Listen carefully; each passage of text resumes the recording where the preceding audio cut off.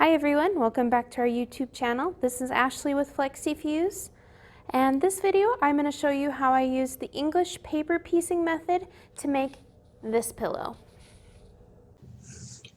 Alright, I've already printed off my templates.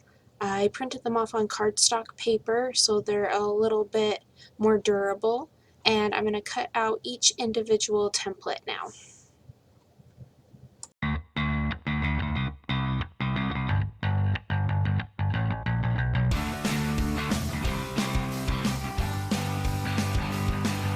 Now that I have all my templates cut out, I'm going to start matching them up with the fabrics I've picked, and I'm going to use my rotary blade and I'm going to cut the fabric out around, leaving about a 1/4 inch.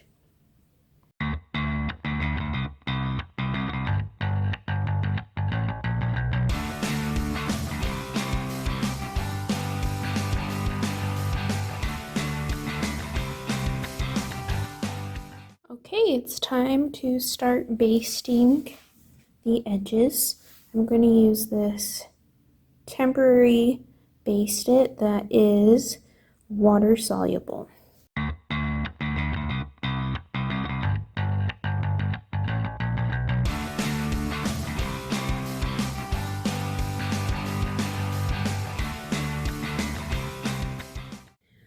Alright, so I used some of Wild Olive's template pieces to create my own second cactus that is going to be featured on this pillow that I'm making. Okay, for my second cactus, I'm going to be using a slightly different method. Instead of using that temporary basting glue, I'm going to pin all my pieces down and use Wild Olive's method of basting. I also saw in, I think, some of her comments, one of the commenters recommended punching a hole in the templates to make it a little easier to pin each template to the fabric. So that's what I did with these.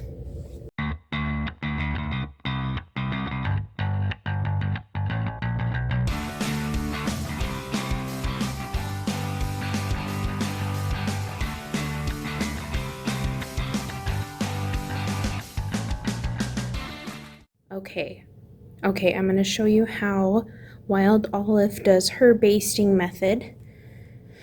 So the idea is that we are folding over each of the corners like this, and then doing a couple stitches to hold each corner piece. There, get it to focus. So I already started on this corner. I tied a knot in my thread and did 2 stitches around. And now that this side is ready, I'm gonna take my needle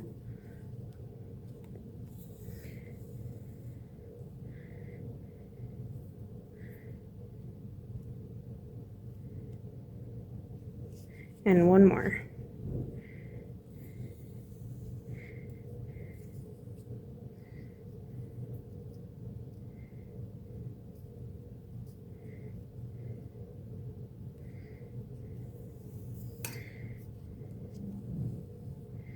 Okay, and then we're going to do it all around the whole piece.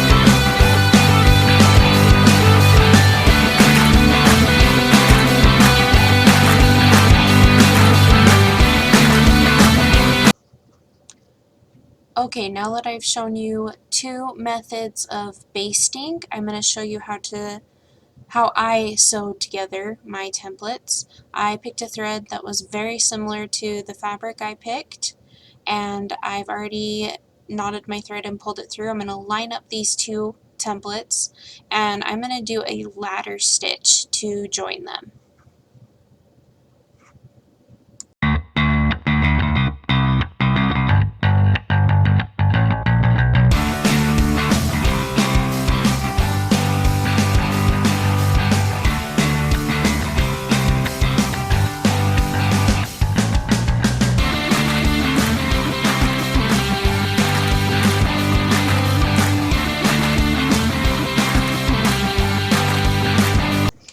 now that my templates are joined, I have them ready to stitch down.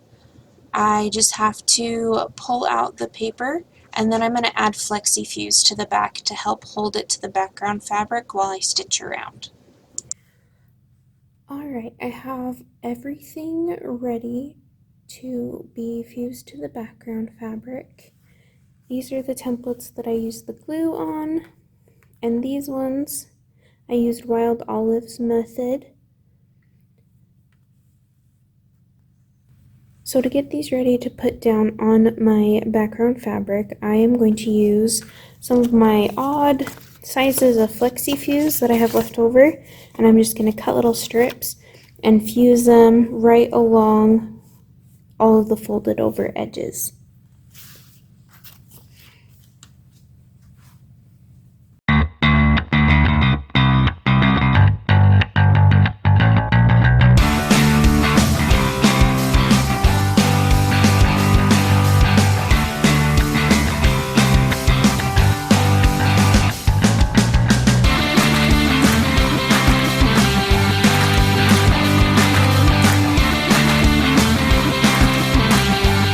Okay, I've picked out my background fabric. I've centered my little cacti, where I would like them. So what I can start to do is peel off the little FlexiFuse strips that I've adhered, so I can use them to hold my templates to the background while I stitch around them.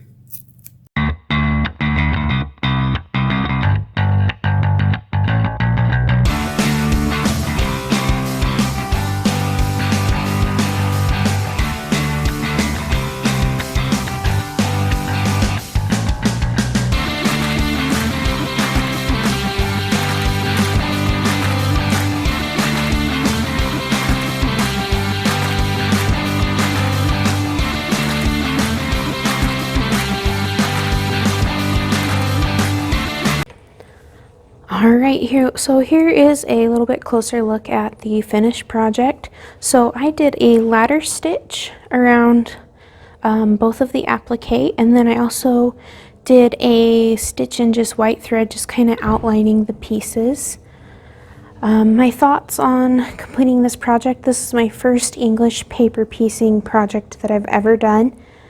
Personally, the glue method was a lot harder for me to do. I much preferred the basting method of just stitching around all the corners.